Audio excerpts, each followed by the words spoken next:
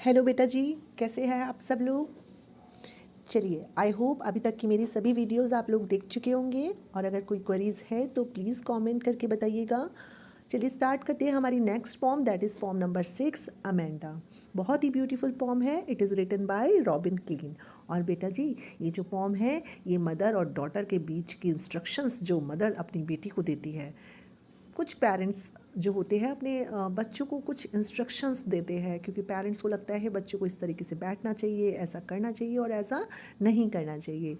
तो चलिए देखते हैं। और हाँ, इस फॉर्म में ऐसा कुछ मेंशन तो नहीं किया गया है कि फादर इंस्ट्रक्शन दे रहे हैं या मदर इंस्ट्रक्शन दे रही है, बट यस हम ये अपनी अंडरस्टैंडिंग से समझ सकते हैं कि मदर पेरेंट जो है वही इंस्ट्रक्शन दे रही है। बट बच्चों को इंस्ट्रक्शन नहीं पसंद आती है ना। तो वैसा ही कुछ अमेंडा नाम की ये जो बच्ची है इसके साथ है। चलिए पढ़ते हैं। Don't bite your nails Amanda. तो mother is instructing to her daughter Amanda that कि अमेंडा अपने नेल्स को बाइट नहीं करना है, मत करो ऐसा। अमेंडा अपने शोल्डर्स को हंच मत करो।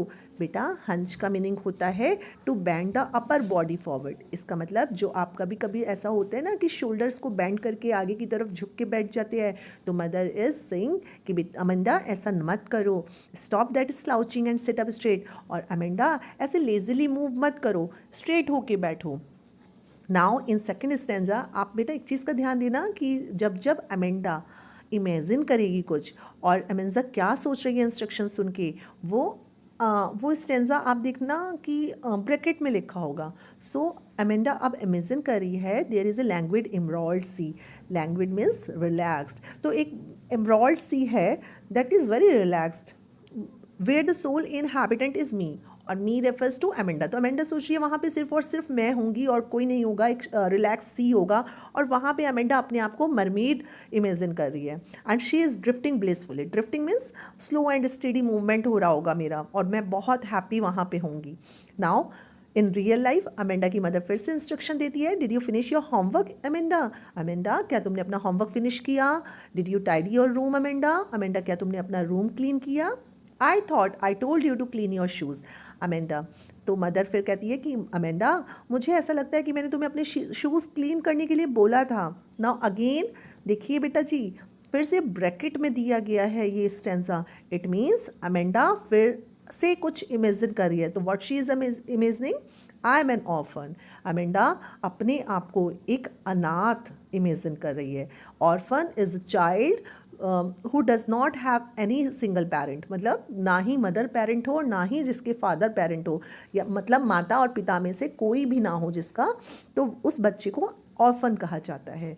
तो अमेंडा अपने आप को ऑर्फन इमेजिन कर रही है क्योंकि उसे ऐसा लगता है क्योंकि कि पेरेंट्स जो है वो इंस्ट्रक्शन देते रहते हैं और she does not like those instructions.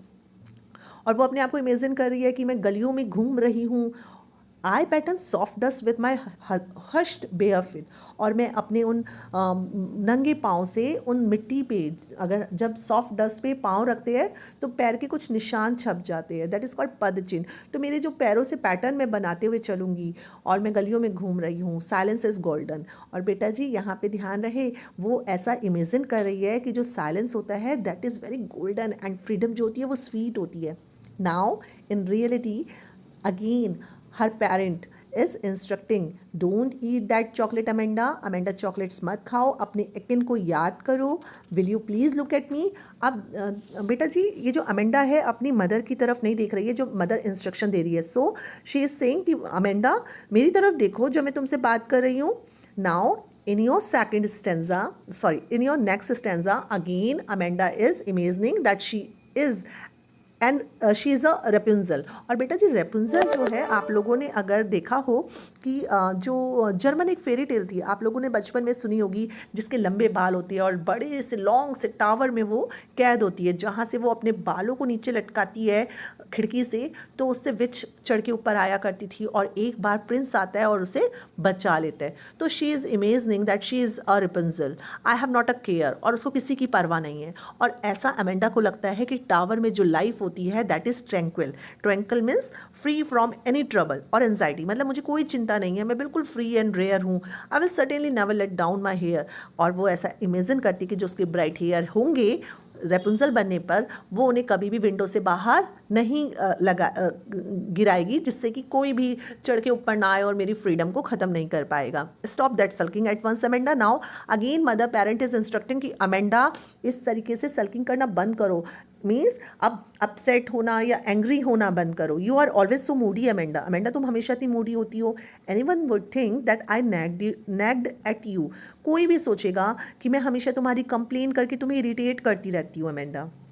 सो बेटा जी, इसी के साथ पॉम ख़त्म हो जाती है और हम लोग हमारी राइमिंग स्कीम की बात करेंगे। पहले आप लोग देख सकते हैं कि Amanda Amanda Amanda, but Amanda Amanda straight Amanda. So we can say that a b a, see me blissfully. So आप देखेंगे सी मी ब्लिसफुली, यहाँ पे बार बार सेम राइमिंग वर्ड यूज़ हुआ है, तो आप ए लिख सकते हैं। Amanda Amanda shoes Amanda a b a, street feed sweet. So बेटा जी यहाँ पे अगेन सेम यूज़ हुआ है, तो आप लिख सकते हैं a Amanda Amanda you Amanda a b a. और बेटा जी अब हम पोएटिक डिवाइसेस की भी बात करेंगे। पोएटिक डिवाइसेस आप देख सकते हैं, एलिट्रेशन पोएटिक डिवाइस का यूज़ हुआ है जिसमें कॉन्सोनेंट साउंड आती है। अब तो आप लोगों को अच्छे से याद हो गया होगा ये पोएटिक डिवाइस, राइट। तो स्टॉप, स्लाउचिंग, सिट, स्ट्रेट, एक ही लाइन में 4 बार स कॉन्सोनेंट साउंड का रिपीटेशन हुआ है। I thought, I told you, to clean, ट साउंड 1 2 3 टाइम यूज़ हुई है। स्टॉप दैट सल्किंग, स अगेन यहाँ पे यूज़ हुआ है poetic device that is alliteration. अच्छा बेटा जी, एक और पोएटिक डिवाइस नया इंट्रोड्यूस करने वाली हूँ, एल्यूजन। एल्यूजन पोएटिक डिवाइस एक ऐसा पोएटिक डिवाइस होगा जहाँ पे जो स्टेटमेंट दी गई होगी उसमें किसी पर्सन, प्लेस ऐसा लिया गया होगा जो हिस्ट्री से रिलेटेड होगा या किसी लिटरेचर, रिलीजन से रिलेटेड होगा। तो आप लोग मरमेड देख सकते हैं। मरमेड जो उसने अपने आप को इमेजिन किया है, दैट इज़ एल्यूजन। रेपुंजल उसने एल्यूजन किया है, उसने अपने आप को रेपुंजल माना है, उसने अपने आप को मरमेड माना है। तो we can say that allusion poetic device is used here. Metaphor poetic device बेटा जी, मेटाफर और सिमली में जो ये पोएटिक डिवाइस होता है, इसमें 2 चीज़ों के बीच में कंपैरिजन होता है, 2 लोगों के बीच में हो, 2 चीज़ों के बीच में हो। ध्यान रहे कि सिमली में कंपैरिजन होता है, एज लाइक वर्ड का यूज़ किया जाता है। एज अगर यहाँ पे लिखा होता है silence is as golden, silence is like golden, तो हम कहते हैं सिमली पोएटिक डिवाइस का यूज़ हुआ है। बट यहाँ पे लिखा है साइलेंस इज गोल्डन, यानी 2 चीज़ों को सिमिलर मान लिया गया, यानी एक चीज़ को दूसरे चीज़ जैसा मान लिया गया है। तो साइलेंस को गोल्डन मान लिया है कि साइलेंस तो गोल्डन है। अगर मैं कहती हूँ साइलेंस गोल्डन जैसी है, देन सिमली पोएटिक डिवाइस कहा जाएगा। लेकिन अगर मैं कहती हूँ साइलेंस गोल्डन है, कंपेयर नहीं कर रही हूँ, उसको मान लिया है, तो हम कहेंगे मेटाफर का यूज़ किया गया। चलिए बेटा जी, इसी के साथ हमारी पॉम ख़त्म होती है। Thank you, bye bye. और कमेंट और शेयर करना ना भूलें, लाइक करना ना भूलें।